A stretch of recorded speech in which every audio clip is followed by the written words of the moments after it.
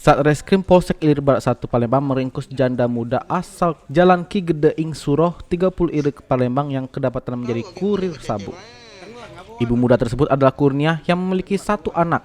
Pelaku ditangkap Satreskrim Polsek Ilir Barat 1 seusai melakukan transaksi jual beli bersama salah satu pelanggannya. Saat diamankan, ditemukan 2 bungkus klip kecil berisikan narkotika jenis sabu-sabu di tangan pelaku. Atas kelakuannya, tersangka dikenakan pasal 114 ayat 1 Undang-Undang Nomor 35 Tahun 2009 tentang narkotika dengan ancaman penjara paling singkat 5 tahun dan paling lama 20 tahun penjara. Menurut keterangan dia, sudah berapa lama?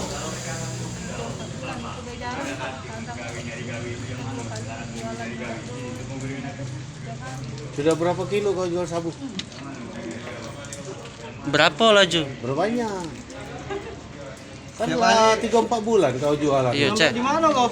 Mbak di siapa, Ceh? Kenal dengan uangnya. Kali ngambil berapa? Jualannya di Bukit. Di Bukit. Yang mana cara jualannya, Cek?